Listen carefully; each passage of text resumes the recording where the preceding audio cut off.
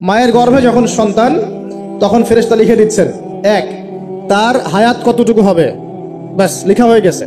লেখা হয়ে গেছে মানে যা হায়াত, যা অপচয় করেছেন তো করেছেনই।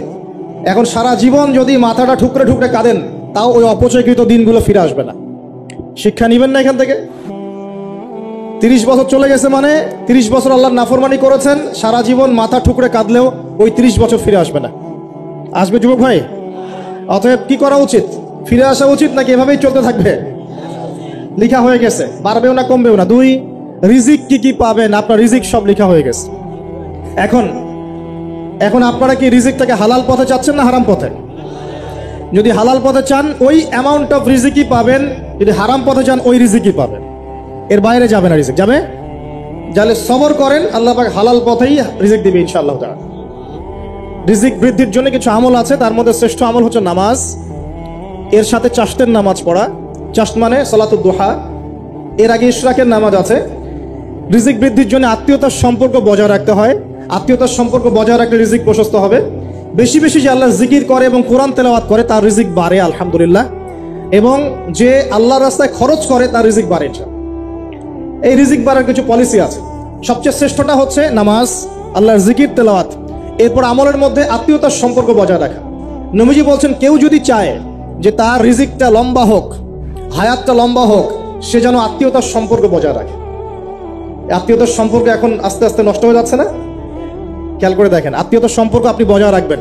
মনে রাখবেন, আমি বারবার একটা কথা বলেছি আপনাদের ওয়াজ মাহফিলে, যে পৃথিবীতে যে কাজই করবেন আল্লাহর সন্তুষ্টির জন্য করবেন। আত্মীয়তার সম্পর্ক বজায় রাখবেন আল্লাহর সন্তুষ্টির জন্য, তাদের কাছে কিছু পাওয়ার আশায় না। যখনই আপনি কারো কাছে কিছু পাওয়ার আশা করবেন আপনি কষ্ট পাবেন। যখনই কারো কাছে কিছু পাওয়ার আশা করবেন আপনি কষ্ট পাবেন। কারো কাছে এত বেশি পাওয়ার আশা করবেন না। কার কাছে পাওয়ার আশা করবেন? আল্লাহর কাছে, যে আমি এই কাজটা করছি, আল্লাহ আমাকে পুরস্কার দিবে ইনশাআল্লাহ। আমি আত্মীয়তার সম্পর্ক বজায় রাখছি কেন? আল্লাহর কাছে রিজিকে বরকতের আশায়, আল্লাহর সন্তুষ্টির জন্য। মনে রাখবেন প্রিয় ভাইয়েরা, আমল কবুল হওয়ার শর্ত মোটামুটি 3টা। কয়টা? 1 নাম্বার, আমলগুলো হতে হবে আল্লাহর সন্তুষ্টির জন্য। 1।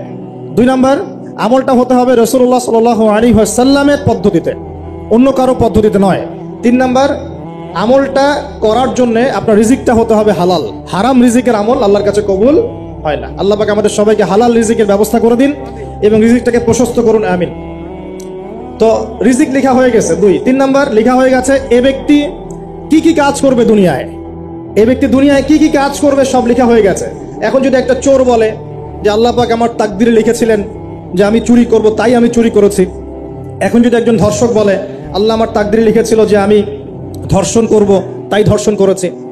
এখন যদি যারা এই জনগণের কিছু সম্পদ আত্মসাৎ করে খেয়ে ফেলছে তারা যদি বলে আল্লাহ তাকদিরে লিখছিলেন জন্যই দুর্নীতি করেছি, তাহলে কথাটা কি হবে?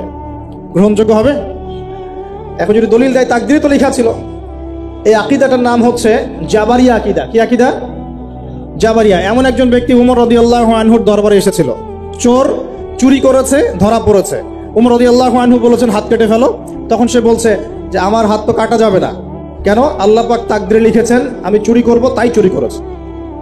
তো উমর রাদিয়াল্লাহু আনহুর সামনে এই কথাটা বলেছে। আর উমর রাদিয়াল্লাহু আনহু কি বিচক্ষণ মানুষ ছিলেন না বোকাশোকা ছিলেন?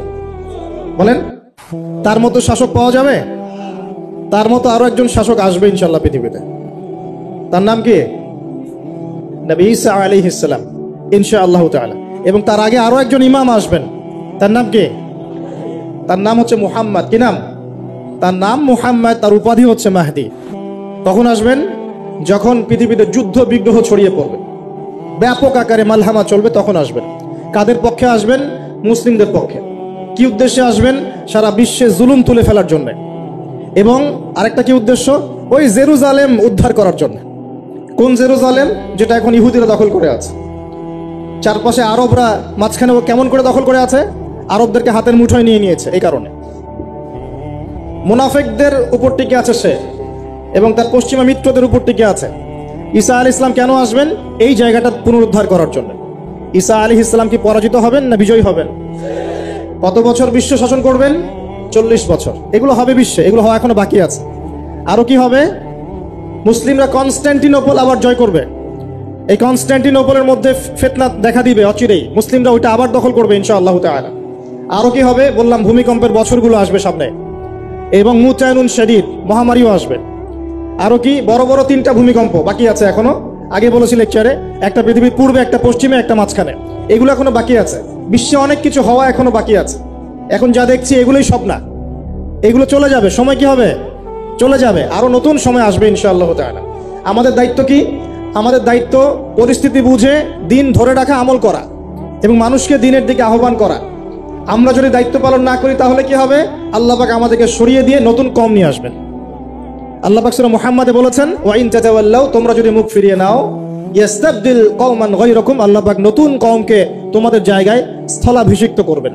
সুম্মা লা ইয়াকুনু আমসালাকুম, তারা তোমাদের মতো হবে না, মানে আমাদের মতো অপদার্থ হবে না। উম্মার বিজয়ের শর্ত কি?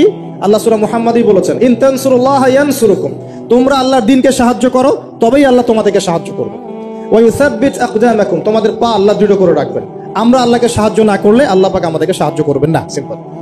আল্লাহ পাক সূরা রা'দের মধ্যে বলছেন, ইন্নাল্লাহা লা ইউগাইয়িরু মা বিকওমিন হাত্তা ইউগাইয়িরু মা বিআনফুসিহিম, আল্লাহ পাক কোন কওমের অবস্থা ততক্ষণ পরিবর্তন করেন না যতক্ষণ না সেই কওম তার নিজের অবস্থার পরিবর্তনের চেষ্টা করে। তাহলে আমাদের পরিবর্তন কেন হচ্ছে না? কারণ আমরা নামাজ ছেড়ে দিয়েছি। 90% মুসলিমের দেশে কত পার্সেন্ট নামাজ পড়ে চিন্তা করে দেখবেন। আমরা কোরআন ছেড়ে দিয়েছি। 90% মুসলিমের দেশে কত পার্সেন্ট বিশুদ্ধ করে কোরআন তেলাওয়াত করতে পারে? একটু খোঁজ নিয়ে দেখবেন। কোরআন শুমারি করে দেখেন, নামাজ শুমারি করে দেখেন, তাহলে বুঝতে পারবেন। আর যারা কোরআন পড়তে জানে তাদের মধ্যে কত পার্সেন্ট কোরআনের অর্থটা বোঝে? এটা আরো বড় বিষয়। তারপরে আবার কারা মেনে চলে, এটা আরো বড় বিষয়। আর আমরা কতজন মানুষ দিন ইসলামকে সামগ্রিক দিন হিসেবে মানি, এটাও একটা বড় বিষয়। আমরা মানি ঠিকই, আংশিক আংশিক।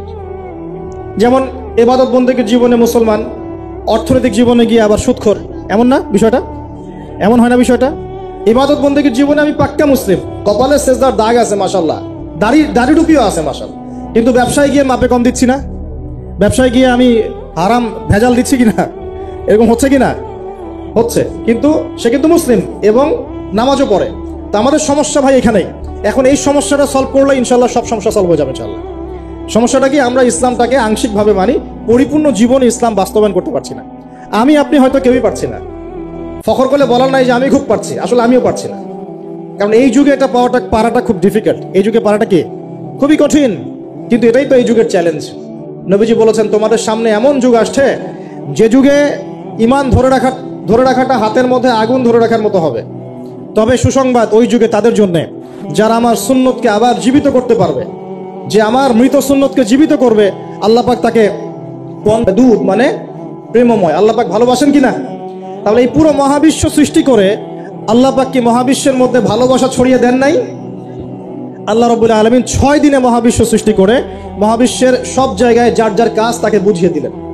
কোন গ্রহ কি কাজ করবে, কোন সৌরজগৎ কেমন করে চলবে, দুনিয়া কিভাবে ঘুরবে, সূর্য কিভাবে উঠবে, চাঁদ কিভাবে আসবে, কোন মাখলুক কি কাজ করবে, ফেরেশতাদের কাজ কি হবে, ইত্যাদি ইত্যাদি। আল্লাহ পাক সমস্ত কাজ বুঝিয়ে দিলেন। সূরা আলিফ লাম মিম সিজদা, হামিম সিজদার মধ্যে আছে, পড়ে দেখবেন। আল্লাহ পাক পুরো মহাবিশ্বের দায়িত্ব বন্টন করে দিলেন। এবার আল্লাহ রাব্বুল আলামিন কি করলেন শোনেন। আল্লাহ রাব্বুল আলামিন বলছেন, এই পুরো মাখলুক কায়নাত সৃষ্টি করার পর আল্লাহ পাক তার রহমতকে 100 ভাগে ভাগ করলেন। কত ভাগে? আল্লাহ পাকের দয়া, রহমত, ভালোবাসাকে 100 ভাগে ভাগ করলেন। ভাগ করে 1 ভাগ, মাত্র 1 ভাগ আল্লাহ পাক পুরো মহাবিশ্বে ছড়িয়ে দিলেন। বলেন সুবহানাল্লাহ। বাকি 99 ভাগ রহমত আল্লাহ পাক তার কাছে রাখলেন। এই 1 ভাগ ভালোবাসার কারণেই, এই যে সন্তান কান্না করলে মায়ের বুক ফেটে যায়, সন্তান অসুস্থ হলে বাবার বুক ফেটে যায়, যেই বাবা সহজে চোখের পানি কাউকে দেখায় না, সেই বাবা জায়নামাজে দাঁড়িয়ে চোখের পানি ছাড়তে থাকে। এই 1 ভাগ রহমতের কারণে আমরা দেখি যে রাস্তার কুকুর পর্যন্ত তার বাচ্চাকে চাটে, আদর করে, মহব্বত করে। এই 1 ভাগ রহমতের কারণে আমরা আমাদের স্ত্রীদেরকে মহব্বত করি, স্ত্রীকে সুখে রাখার জন্য জীবনটা পর্যন্ত বিলিয়ে দেয়। সকাল থেকে রাত পর্যন্ত কোনো কোনো ক্ষেত্রে হারাম পথে যেতেও দ্বিধা করি না, স্ত্রী সন্তান সুখে থাক এই আশায়, তাই না ভাই? এই 1 ভাগ রহমতের কারণে গাভী দেখবেন, গাভী তার বাচ্চাকে প্রসবের পর চাটে, গাটা চেটে পরিষ্কার করে দেয়। এই 1 ভাগ রহমতে পুরো কায়নাত টিকে আছে। আর নবী সাল্লাল্লাহু আলাইহি ওয়াসাল্লাম বলছেন, বাকি 99% রহমত আল্লাহ পাক তার কাছে রেখেছেন। এই রহমত এবং ভালোবাসা দিয়ে আল্লাহ পাক কিয়ামতের মাঠে মানুষকে মাফ করবে ইনশাআল্লাহ। তার মানে বলেন আল্লাহু আকবার। তার মানে আমরা আশা করতে পারি ইনশাআল্লাহু তাআলা আমরা আল্লাহর জান্নাত পাবো ইনশাআল্লাহ। পাবো কিনা? শুধু একটা কাজ যদি উম্মত করতে পারে জান্নাত পাবে। বলে দিব কোনটা? অনেক কাজই আছে, কিন্তু স্পেশাল একটা কাজ, একটা। আল্লাহ রাব্বুল আলামিন মেরাজের রাতে তার নবীকে উঠিয়ে নিয়েছিলেন, উঠিয়ে নিয়ে কাছে নিয়ে আসছেন, একদম কাছে, আর যে আরশের কাছাকাছি। নবী সাল্লাল্লাহু আলাইহি ওয়াসাল্লাম বলছেন ওই সময় তার উপর 3টা স্পেশাল ওহী করা হয়েছে। কয়টা? 3টা। একটা হচ্ছে 50 ওয়াক্ত নামাজ। কত ওয়াক্ত? এটা কমতে কমতে কমতে কত ওয়াক্ত হয়েছে? 5। 5কেও কমানোর জন্য কোন নবী বলছিলেন? মুসা আলাইহিস সালাম বলছেন 5ও পারবে না, কমাই নিয়ে আসেন। 5ও যে পারবে না, মুসা আলাইহিস সালাম কেমন করে জানলেন? তার উম্মত 2 ওয়াক্ত নামাজ ফরজ। কয় ওয়াক্ত নামাজ ফরজ ছিল? ওই 2 ওয়াক্ত তার আদায় করতে পারে নাই। এই অভিজ্ঞতা থেকে তিনি বলেছেন যে আপনার উম্মত 5 ওয়াক্ত পারবে না। সত্যি না মিথ্যা কথাটা? আসলেই কি উম্মত 5 ওয়াক্ত নামাজ পড়তে পারছে? আচ্ছা, যাই হোক, আল্লাহ পাক আমাদেরকে পড়ার তৌফিক দান করুন। দ্বিতীয় ওহী হচ্ছে সূরা বাকারার শেষের 3টা আয়াত। কয় আয়াত? সূরা বাকারার শেষের 3 আয়াত ওহী করেছেন কে? আল্লাহ রাব্বুল আলামিন। কোন ব্যক্তি যদি রাতের বেলা সূরা বাকারার শেষের 3টা আয়াত পড়ে সারা রাত ইবাদত করেন, নাকি পাবে ইনশাআল্লাহ। আর 3 নাম্বারটা হচ্ছে স্পেশাল, সেটা হচ্ছে আল্লাহ পাক বলেছেন, হে মুহাম্মদ সাল্লাল্লাহু আলাইহি ওয়াসাল্লাম, বলেন সাল্লাল্লাহু আলাইহি ওয়াসাল্লাম, তোমার উম্মতের কোনো ব্যক্তি যদি আসমান জমিনের সমান গুনাহ নিয়ে আমার সামনে দাঁড়ায়, আসমান জমিন সমান গুনাহ নিয়ে আমার সামনে দাঁড়ায়, কিন্তু আমার সাথে শিরকের পাপ নাই, আমার সাথে কোনো শিরকের পাপ করে নাই, ইনশাআল্লাহ আমি আল্লাহ তার সামনে আসমান জমিন সমান ক্ষমা নিয়ে হাজির হব ইনশাআল্লাহ। তার মানে আমরা যদি ইনশাআল্লাহ তাআলা শিরকের পাপ থেকে দূরে থাকতে পারি, ইনশাআল্লাহ আশা করা যায় আমরা আল্লাহর সন্তুষ্টি পাবো ইনশাআল্লাহ। এরপর আল্লাহ রাব্বুল আলামিন কি করলেন? আল্লাহ রাব্বুল আলামিন পুরো মহাবিশ্ব সৃষ্টি করে সব দায়িত্ব ভাগ করে দিলেন। ভাগ করে দেওয়ার পরে আল্লাহ পাক জান্নাত জাহান্নাম সৃষ্টি করেছেন কিনা? আচ্ছা, জান্নাত এবং জাহান্নাম কার কার জন্য সৃষ্টি করেছেন বলেন? জিন আর মানুষ। আচ্ছা, এখন জান্নাতের চেয়ে কি শান্তির কোনো জায়গা আছে? আচ্ছা, এই জান্নাত কার জন্য সৃষ্টি করেছেন? জিন আর মানুষ। আচ্ছা, তাহলে আল্লাহ পাক মানব জাতিকে ভালোবাসেন কিনা? ভালোবাসেন কিনা? আপনি যখন কাউকে ভালোবাসবেন, তাকে সবচেয়ে সুন্দর গিফট দিতে চাইবেন কিনা? তার জন্য সবচেয়ে ভালোটা কিনতে চাইবেন কিনা? আল্লাহ পাক জান্নাত তৈরি করেছেন কাদের জন্য? আমাদের জন্য। তার মানে আল্লাহ পাক আমাদেরকে ভালোবাসেন কিনা? অবশ্যই বাসেন। আল্লাহ রাব্বুল আলামিন জাহান্নামও তো সৃষ্টি করেছেন। এখন যদি বলি যে তাহলে আল্লাহ পাক কি আমাদেরকে ভালোবাসেন না, জাহান্নামে কিভাবে দিবেন? উত্তরটা কি হবে তাহলে? উত্তর হচ্ছে এই যে যদি আল্লাহ না করুক কোনো ব্যক্তি জাহান্নামে যায়, তাহলে বুঝতে হবে সেই ব্যক্তি জাহান্নামে যাওয়ার যোগ্য ছিল বলেই জাহান্নামে গিয়েছে। কথা কি বুঝতে পারছেন? আর যদি কোনো ব্যক্তি জান্নাতে যায়, তাহলে বুঝতে হবে সেই ব্যক্তির উপর আল্লাহ পাক দয়া করেছেন বলেই সে জান্নাতে গিয়েছে। মানুষ তার আমল দিয়ে জান্নাতে যেতে পারবে না, মানুষ তার আমল দিয়ে জান্নাতে যেতে পারবে না, আল্লাহর দয়া অনুগ্রহ দিয়ে জান্নাতে যাবে ইনশাআল্লাহ তাআলা। আল্লাহ পাক আমাদের সবাইকে সেই দয়া অর্জন করার তৌফিক দান করুন। সামনে রহমত পাওয়ার একটা সুবর্ণ সুযোগ আসছে, সেটা হলো রমজান মাস। কি মাস? রমজান মাস। আমরা দোয়া করি আল্লাহ পাক আমাদের সবাইকে সুস্থতার সাথে রমজানের সবগুলো রোজা রাখার তৌফিক দান করুন। নবীজি বলেছেন এই মাসে যে ইবাদত করে তার গুনাহ মাফ করাতে পারলো না, তার জন্য ধ্বংস। বলেন নাউজুবিল্লাহ। আমরা তো রমজান আসার আগে দুনিয়াবি প্ল্যান করছি, রমজানে কিভাবে ব্যবসায় উন্নতি করব, রমজানে কিভাবে বেশি লাভ করব। হ্যাঁ, তো রমজান মাস হচ্ছে ইবাদতের মৌসুম। আল্লাহ পাক আমাদের সবাইকে রমজান মাসে 5 ওয়াক্ত নামাজ পড়ার তৌফিক দান করুন, কোরআন তেলাওয়াত করার তৌফিক দান করুন, কোরআন বুঝে পড়ার তৌফিক দান করুন, তারাবির নামাজ জামাতে পড়ার তৌফিক দান করুন, এবং বেশি বেশি মানুষকে ইফতার করানোর তৌফিক দান করুন। যাদের যাকাত ফরজ হয়েছে, যাকাত দিচ্ছেন না, আল্লাহর ওয়াস্তে রমজান মাসে যাকাত দিয়ে দিবেন ইনশাআল্লাহ।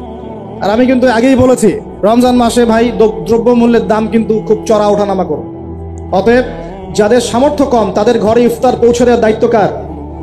আমাদের। যাদের সামর্থ্য আছে তারা, যারা সামর্থ্যবান নয়, তাদের ঘরে ঘরে মাসের বাজার পৌঁছে দেবেন ইনশাআল্লাহ তাআলা। আল্লাহ পাক তৌফিক এনায়েত করুন, বলি আমিন। এবার দেখেন, আল্লাহ পাক সৃষ্টি করলেন আদম আলাইহিস সালামকে। কাকে? এর আগে আল্লাহ পাক জিন জাতি সৃষ্টি করেছেন, আমি ওইদিকে যাচ্ছি না, আমি মানুষের কথা বলছি। আদম আলাইহিস সালামকে আল্লাহ পাক কেমন করে সৃষ্টি করেছেন? আল্লাহ পাক সূরা সাদের মধ্যে বলেছেন যে খলাকতু বিয়াদাই, আমি আদমকে আমার হাত দিয়ে সৃষ্টি করেছি। কি দিয়ে? হাত দিয়ে। এটা কি ভালোবাসার বহিঃপ্রকাশ নয়? আল্লাহ পাক কি আমাদেরকে ভালোবাসেন না?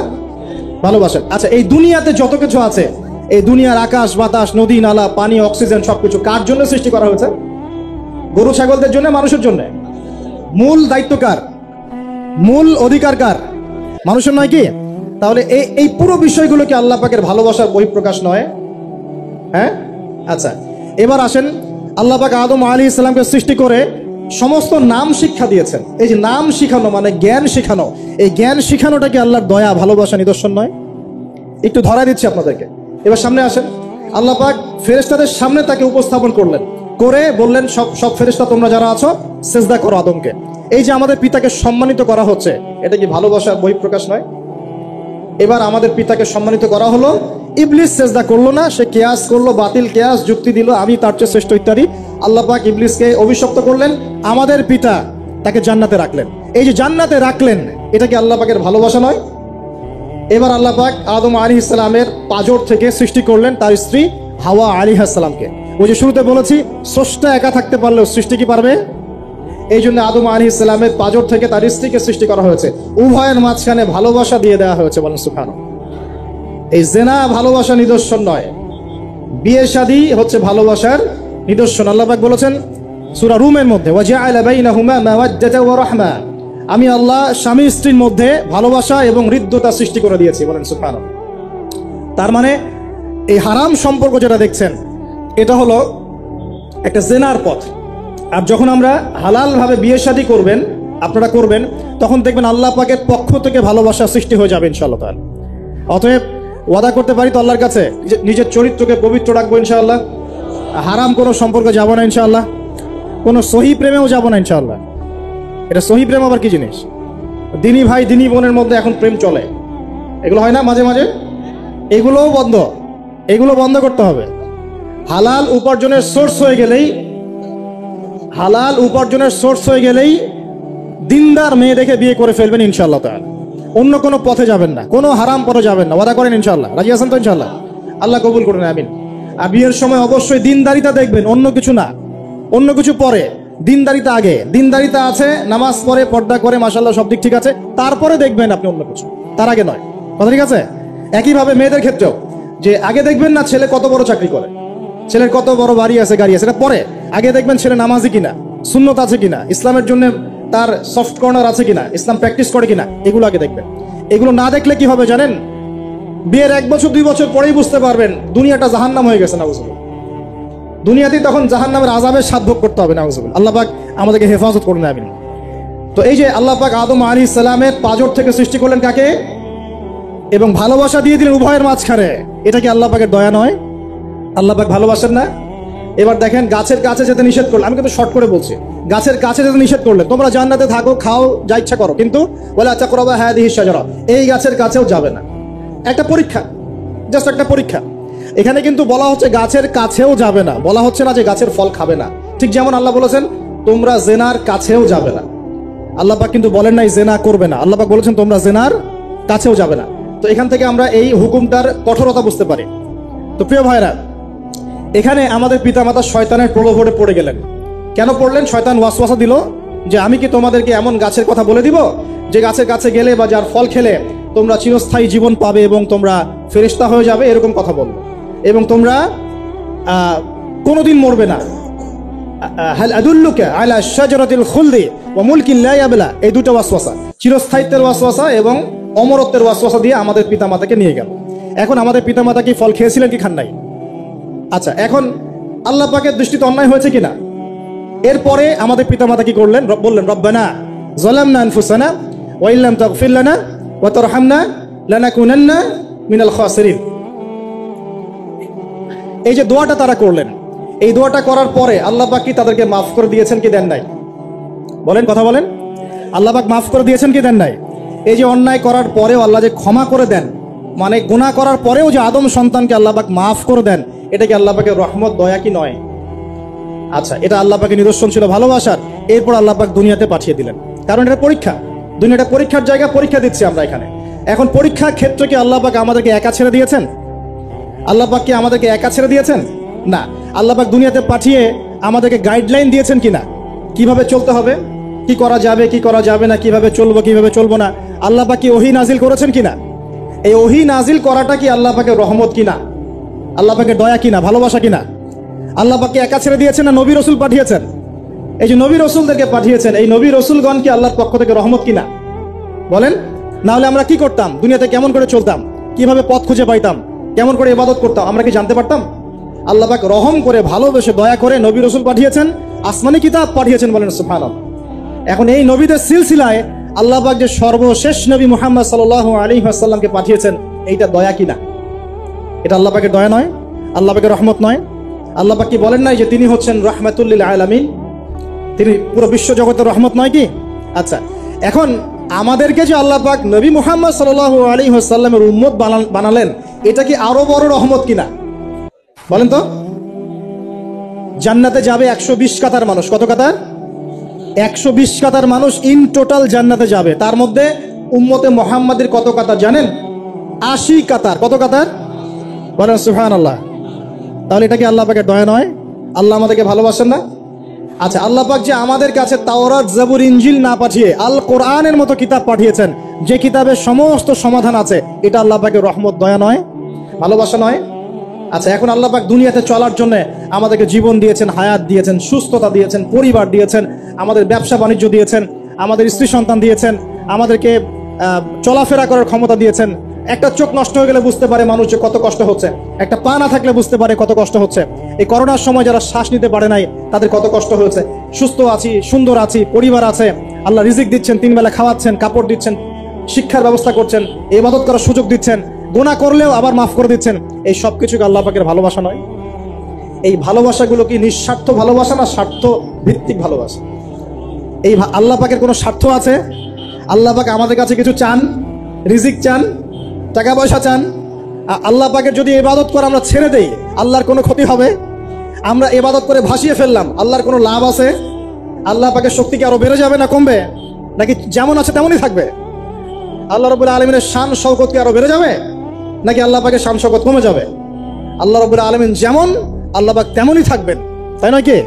আল্লাহ পাকের যে বিশাল খাজানা আছে, আমরা যদি ইবাদত করে ভাসিয়ে ফেলি, খাজানা কি বেড়ে যাবে? আমরা যদি সবাই ইবাদত করা ছেড়ে দেই, খাজানা কমে যাবে? আল্লাহ পাকের কোনো স্বার্থ আছে আমাদের ভালোবাসার? কোনো স্বার্থ নাই। তাহলে আল্লাহ পাক এই পুরো বিশ্ব জগৎ সৃষ্টি করেছেন নিঃস্বার্থভাবে, তার স্বার্থ ছাড়া। এত অসংখ্য নেয়ামতে আমাদেরকে ভর্তি করে রেখেছেন আমাদের স্বার্থে, তার কোনো স্বার্থ নাই। কোনো স্বার্থ আছে? এই পরীক্ষায় পাশ করলে আমরা আবার জান্নাতে যাবো ইনশাল্লাহ। ওই জান্নাতে যাওয়ার পরে কি আমাদের স্বার্থ থাকবে না আল্লাহ পাকের স্বার্থ থাকবে? সুবহানাল্লাহ। এই এতটুকু যদি বুঝতে পারি, আল্লাহ পাক একমাত্র সত্তা যিনি আমাদেরকে প্রকৃত অর্থে ভালোবাসেন। বাকি যত কিছু আছে আমাদের চারপাশে, এই ভালোবাসাগুলোর পিছনে একটা একটা স্বার্থ থাকে। কথা বুঝতে পারছেন না মনে হয়? সন্তানকে অনেক ভালোবাসেন, বুঝলাম, পিতামাতা, কিন্তু এই সন্তান যদি আপনার মনের মতো করে না চলে, একসময় কিন্তু আপনিও সন্তানের উপর রুষ্ট হবেন না? স্ত্রীর জন্য এত কিছু করছেন, দেখবেন কোনো একদিন আপনি করতে পারলেন না, দেখবেন সেদিনই আপনাকে একদম ধুয়ে রেখে দিল একেবারে। এমন হয় কি না? তা আমাদের ভালোবাসাগুলোর পিছনে কোনো কোনো স্বার্থ থাকে কি না? আর এই যে জেনা চলছে, এই জেনার মধ্যে মূল স্বার্থটা কি? যৌনতা। মূল স্বার্থ কি? ছেলেও চায় মেয়েকে ভোগ করতে, মেয়েও চায় ছেলেকে ভোগ করতে, এবং বলে না না এটা পবিত্র ভালোবাসা, আমরা বিয়ে করার জন্যই জেনা করেছি, নাউজুবিল্লাহ, তাই না? বলে না, আমরা তো বিয়ে করবো, সমস্যা কি? তো ফ্রি মিক্সিং করলে কি সমস্যা? তাহলে বিয়ে যদি করবা, তাহলে মেলামেশা বিয়ের পরেই করো, ব্যাস, নিঃস্বার্থ প্রমাণ হবে। বিয়ে যদি করার উদ্দেশ্য থাকে, তাহলে বিয়ের আগে আর দেখা সাক্ষাৎ করো না, কথাবার্তা বলো না, একবার বিয়ে করো তারপরে করো, তখন দেখবেন না না এটাতে রাজি না, তার মানে স্বার্থ এখানে আছে। তাহলে নিঃস্বার্থভাবে কে আমাদেরকে ভালোবাসে? অতএব প্রিয় ভাইয়েরা এবং বোনেরা যারা শুনছেন লেকচার, নিঃস্বার্থভাবে যে সত্তা আমাদেরকে ভালোবাসেন, সেই সত্তাকে ভালোবাসতে শিখুন। আল্লাহ পাক তৌফিক দান করুন। এখন আল্লাহ পাক আমাদেরকে কিছু কিছু ক্ষেত্রে ভালোবাসতে বলেছেন, যেমন আল্লাহ পাক তার দ্বীনকে ভালোবাসতে বলেছেন, আল্লাহ পাক তার নবীকে ভালোবাসতে বলেছেন, আল্লাহ পাক আমাদের পিতামাতাকে ভালোবাসতে বলেছেন, আল্লাহ পাক আত্মীয়তার সম্পর্ক রক্ষা করতে বলেছেন, আল্লাহ পাক রক্তের সম্পর্ক বজায় রাখতে বলেছেন, আল্লাহ পাক স্ত্রী সন্তানকেও ভালোবাসতে বলেছেন। আল্লাহ পাক কিন্তু তার রাস্তায় জানমাল ব্যয় করে আল্লাহর পথে দাওয়াত এবং জিহাদ করতে বলেছেন।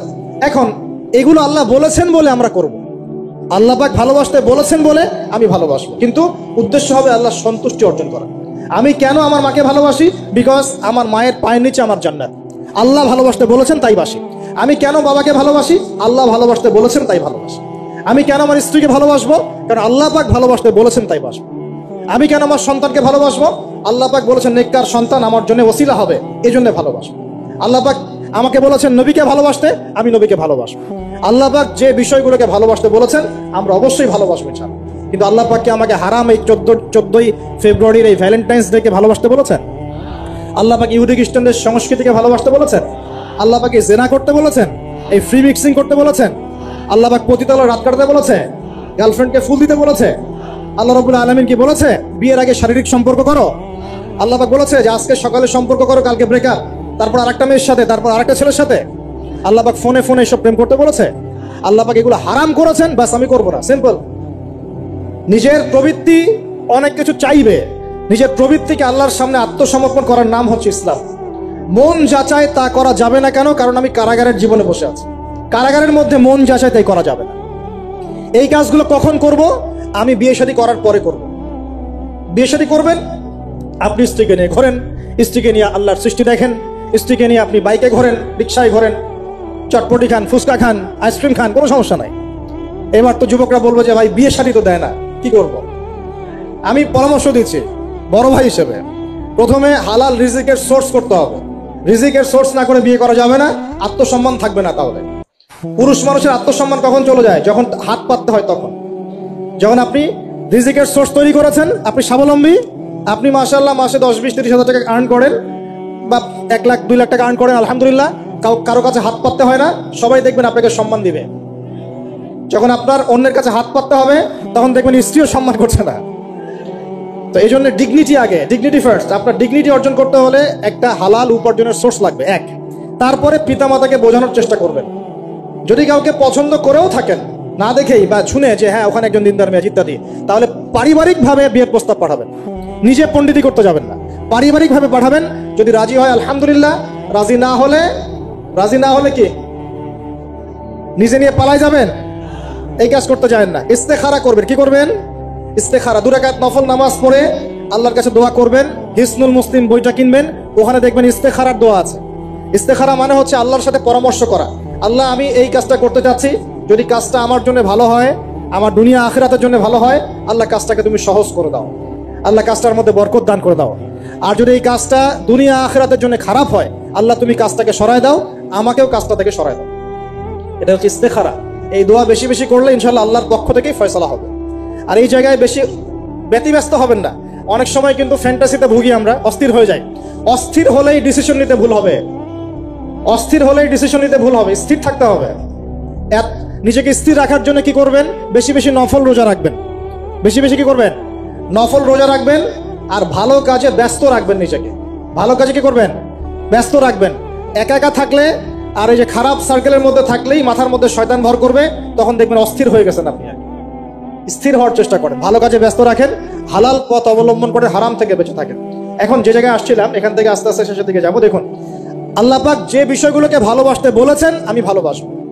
এই ভালোবাসা জায়েজ, হালাল। এই ভালোবাসার উদ্দেশ্য আল্লাহর সন্তুষ্টি অর্জন করা। এই ভালোবাসার উদ্দেশ্য এই নয় যে আমি যাকে ভালোবাসি তার কাছে আমি কিছু প্রত্যাশা করছি। না, আমি কিছু প্রত্যাশা করছি না, আমি প্রত্যাশা করছি আল্লাহর সন্তুষ্টি। তখন দেখবেন সে আপনাকে কষ্ট দিলেও আপনি সবর করতে পারবেন। কেন সবর করতে পারবেন? কারণ আপনি তো আল্লাহর সন্তুষ্টির জন্য তাকে ভালোবাসছেন, আপনার তো কোনো স্বার্থ নাই। এখন আপনি দেখবেন রিল্যাক্স থাকতে পারবেন, সম্পর্ক টিকেও থাকবে, এবং আপনি ক্ষমা করতে পারবেন মানুষকে।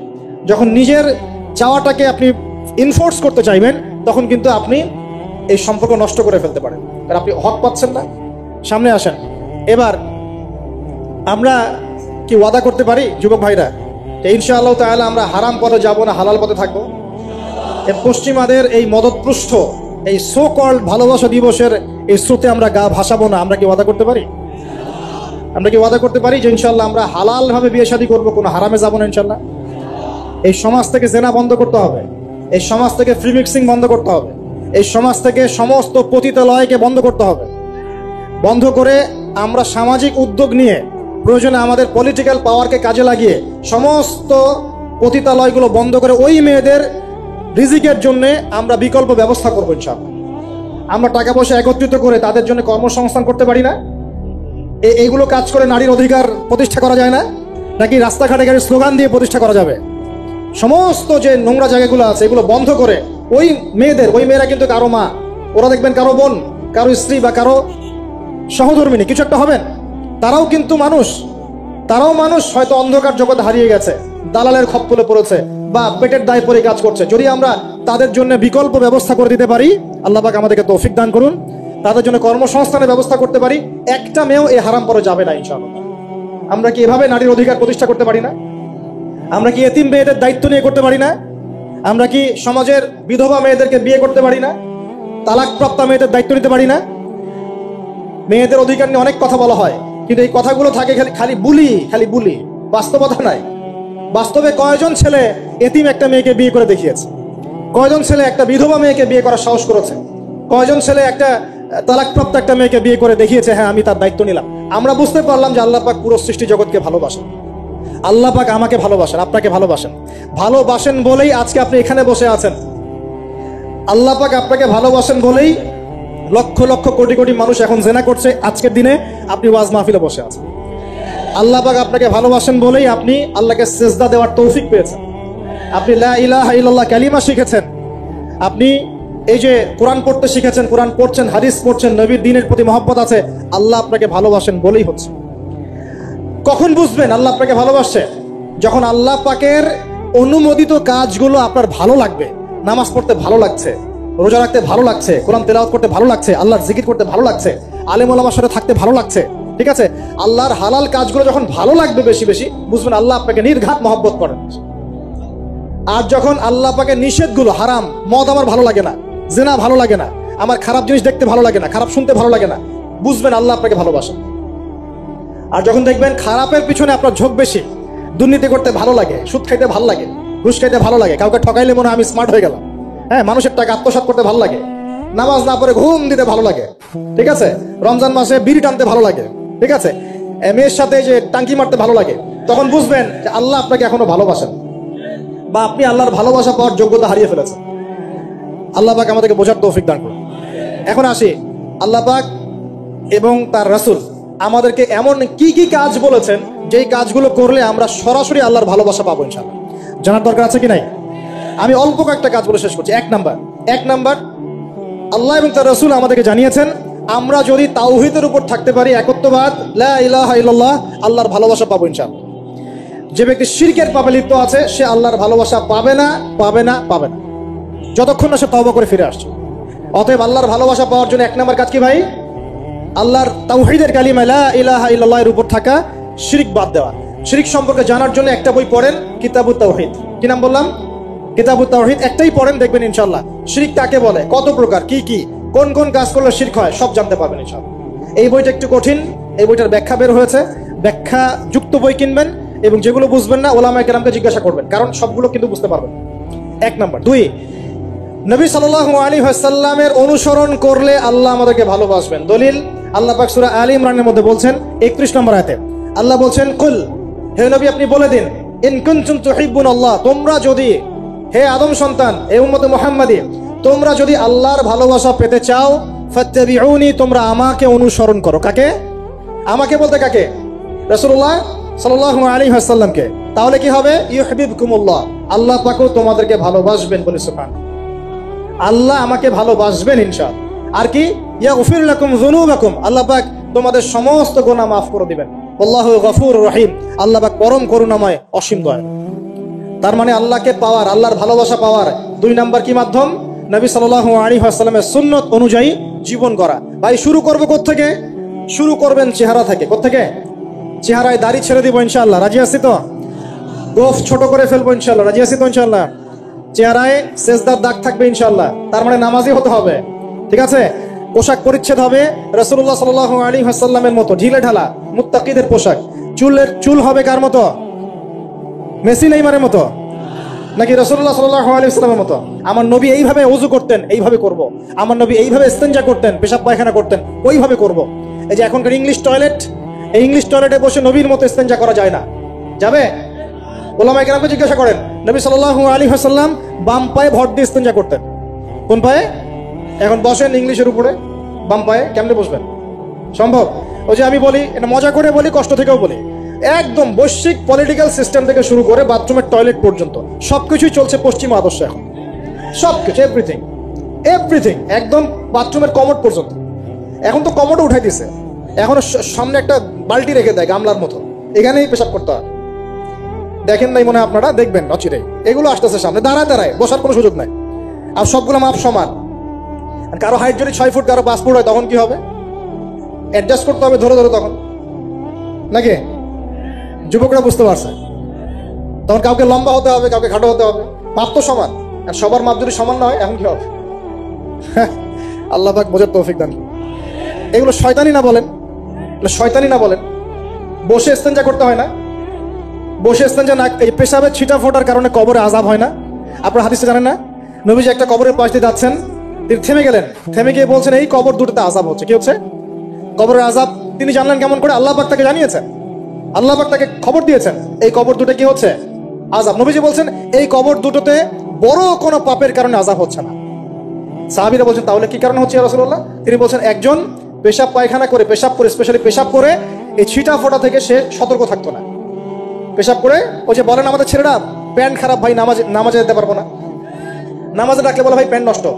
তোমরা ভালো করে হাদিসটা শোনো, এই ব্যক্তি বড় কোনো পাপ করে নাই, সে পেশাব করার পরে পবিত্র হতো না, মানে এর ছিটা ফোটা থেকে সাবধান থাকতো না, এই কারণে কবরে আযাব দেওয়া হচ্ছে। বলেন নাউযুবিল্লাহ। অন্য হাদিসে নবীজি বলছেন বেশিরভাগ কবরের শাস্তি পেশাবের ছিটা ফোটার কারণে হয়। আস্তাগফিরুল্লাহ, বলেন নাউযুবিল্লাহ। এই টয়লেটগুলোর মধ্যে পেশাবের ছিটা ফোটা লাগে না? তো এই কোরআনের মধ্য দিয়ে আল্লাহর ভালোবাসা পাওয়া যাবে ইনশাআল্লাহ। সর্বশ্রেষ্ঠ নফল আমলের মধ্যে একটা হচ্ছে কি? আল কোরআন তেলাওয়াত করা। আল্লাহ পাক আমাদেরকে তেলাওয়াত করার তৌফিক দান করুন। তিনটা বললাম। 4 নাম্বার, বেশি থেকে বেশি আল্লাহর জিকির করা। কি করা ভাই? চলতে ফিরতে উঠতে বসতে অলওয়েজ সুবহানাল্লাহ, আলহামদুলিল্লাহ, লা ইলাহা ইল্লাল্লাহ, আল্লাহু আকবার, লা হাওলা ওয়ালা কুওয়াতা ইল্লা বিল্লাহ, এগুলো চলতে থাকবে। ঠিক আছে ইনশাআল্লাহ? চলতে ফিরতে পড়বেন আল্লাহুম্মা সাল্লি আলা মুহাম্মদ, আল্লাহুম্মা বারিক আলা মুহাম্মদ। ঠিক আছে? হাসবি আল্লাহু ওয়া নি'মাল ওয়াকিল, রাদিতু বিল্লাহি রাব্বান ওয়া বিল ইসলামি দীনান ওয়া বি মুহাম্মাদিন নাবিয়্যা। যত জিকির আজকার আছে চলতে ফিরতে অলওয়েজ পড়তে থাকবে। লা ইলাহা ইল্লাল্লাহ ওয়াহদাহু লা শারীকা লা, লাহুল মুলক ওয়া লাহুল হামদ ওয়া হুয়া আলা কুল্লি শাইইন কাদির। আস্তাগফিরুল্লাহাল্লাযী লা ইলাহা ইল্লা হুয়াল হাইয়ুল কাইয়ুম ওয়া আতুবু ইলাইহি, লা হাওলা ওয়া লা কুওয়াতা ইল্লা বিল্লাহ। এগুলো পড়তে থাকবেন। যে যত বেশি আল্লাহ জিকির করবে তার কলবে আল্লাহ তত বেশি নূর দিবেন ইনশাআল্লাহ। আর যার কলবে যত বেশি নূর সে তত বেশি আল্লাহর ভালোবাসা মহব্বত পাবে ইনশাআল্লাহ। কয়টা বলছি ভাই? 4টা। 1 নাম্বার কি ছিল? তাওহীদ। 2 নাম্বার নবীর সুন্নাত। 3 নাম্বার বলেন কোরআন তেলাওয়াত করা। 4 নাম্বার বেশি বেশি আল্লাহর জিকির করা। 5 নাম্বার স্পেশালি 5 নাম্বার বেশি বেশি আল্লাহর কাছে তওবা করা। কি করা? যে আল্লাহর কাছে তওবা করে আল্লাহ তাকে মহব্বত করেন। আলহামদুলিল্লাহ, যে আল্লাহর কাছে তওবা করে আল্লাহ তাকে মহব্বত করেন। আমাদের নবীজি প্রত্যেক দিন 70 থেকে 100 বার আল্লাহর কাছে তওবা করতেন। বলেন সুবহানাল্লাহ। পারা যাবে তো ইনশাআল্লাহ? 6 নাম্বারটা হচ্ছে বেশি বেশি নামাজ আদায় করা। কি করা? আল্লাহকে পাওয়ার জন্য শ্রেষ্ঠ মাধ্যম হচ্ছে সেজদা করা। কি করা? আর সেজদা করা হয় সবচেয়ে শ্রেষ্ঠ ভাবে নামাজের মধ্য দিয়ে। কিসের মধ্য দিয়ে? ওয়াদা করতে পারি তো ইনশাআল্লাহ 5 ওয়াক্ত নামাজ পড়বো রেগুলার। কোন রকম যদি বাধ্যবাধকতা না থাকে, ওজন না থাকে, তাহলে মসজিদে গিয়ে পড়বো ইনশাআল্লাহ। পারবো তো ইনশাআল্লাহ? রমজান মাসে নামাজ শক্ত করে ধরবো ইনশাআল্লাহ। ঈদের পর ছেড়ে দিব ইনশাআল্লাহ। ঈদের পর ছেড়ে দিব কি? ঈদের পরেও ধরে রাখতে হবে ইনশাআল্লাহ তাআলা। আমাদের সমাজে মাশাআল্লাহ রমজান মাসে সবাই পাক্কা মুসল্লি হয়ে যায়, তাই না? কারণ শিকল দিয়ে বাধা থাকে শয়তান, শয়তানও মুক্ত হয়। ঈদের দিন ঢাকঢোল ধুমধারাক্কা গান বাজা শুরু হয়, তাই না? আল্লাহর ওয়াস্তে রমজানের শিক্ষাগুলো ধরে রাখবো ইনশাআল্লাহ তাআলা। আমরা সবাই 5 ওয়াক্ত নামাজ আদায় করবো ইনশাআল্লাহ রমজান মাসে। আর দৈনিক কমপক্ষে 12 রাকাত নফল নামাজ পড়বেন, সুন্নত বা নফল 12 রাকাত কমপক্ষে। কিরকম 12 রাকাত? ফজরের নামাজের আগে 2, জোহরের আগে 4, পরে 2। ঠিক আছে? 6 আর 2 8 হলো। মাগরিবের পরে 2, এশার পরে 2। এই 12 রাকাত নামাজ যে দিনের বেলা পড়ে, মানে একদিনে 24 ঘন্টায় পড়ে, আল্লাহ পাক তার জন্য জান্নাতে একটা করে ঘর নির্মাণ করেন। এই হাদিস জানতেন? দৈনিক 12 রাকাত সুন্নত বা নফল পড়লে আল্লাহর কাছে একটা করে জান্নাতে ঘর পাওয়া যাবে ইনশাআল্লাহ। আর জান্নাত উর্বর জায়গা। আপনি যদি চান আপনার জায়গায় বেশি বেশি গাছ লাগাতে, খালি পড়বেন সুবহানাল্লাহিল আযীম ওয়া বিহামদিহি, সুবহানাল্লাহিল আযীম ওয়া বিহামদিহি। একটা একটা করে খেজুর গাছ জন্মাবে ইনশাআল্লাহ তাআলা। বলবেন সুবহানাল্লাহি ওয়া বিহামদিহি, সুবহানাল্লাহিল আযীম। আর বলবেন সুবহানাল্লাহিল আযীমি ওয়া বিহামদিহি। জান্নাতে গাছ রোপণ হবে ইনশাআল্লাহ তাআলা। এটা গেল 6 নাম্বার, নামাজ বেশি বেশি পড়া। 7 নাম্বার, জি বলছি, 7 নাম্বারটা হচ্ছে, আমি আর 4টা বলে শেষ করছি। 7 নাম্বারটা হচ্ছে যে সৃষ্টির সেবা করা। কি করা ভাই? একটা হাদিস আছে যে ইরহামু মান ফিল আরদ ইয়ারহামুকুম মান ফিস সামা। তোমরা জমিনবাসীর প্রতি রহম করো, আসমানবাসী তোমাদের উপর রহম করবে ইনশাআল্লাহ। আল্লাহর ভালোবাসা পাওয়ার অন্যতম মাধ্যম হচ্ছে জমিনবাসীর প্রতি রহম করেন। মুসলিম অমুসলিম সবাই মানুষ কিনা? যারা আমাদের সাথে যুদ্ধে লিপ্ত নাই তারা তো আমাদের ভাই নাকি? যারা যুদ্ধে লিপ্ত আছে এরা শত্রু হতে পারে, যারা যুদ্ধে লিপ্ত নাই তারা তো আমাদের ভাই নাকি, তাদের বিপদ আপদে পাশে দাঁড়াবো না? একটা প্রাণীর অধিকার যদি আপনি রক্ষা করেন, একটা বিড়ালকে পানি না দেওয়ার অপরাধে এক মহিলা জাহান্নামে গিয়েছে, আর একটা কুকুরকে পানি পান করানোর সওয়াবের এই কাজের বিনিময়ে এক মহিলা জান্নাতে গিয়েছে। সুবহানাল্লাহ। তো পশু পাখির অধিকার যেখানে ইসলাম কথা বলেছে, এখানে পুরো মাখলুকের প্রতি আমাদের রহম দিল থাকতে হবে, আমাদের সবাইকে দয়া ভালোবাসা দেখাতে হবে ইনশাআল্লাহ। আল্লাহ পাক আমাদেরকে ভালোবাসবেন ইনশাআল্লাহ। 8 নাম্বারটা কি? এটা বেশি ইম্পর্টেন্ট, শোনেন।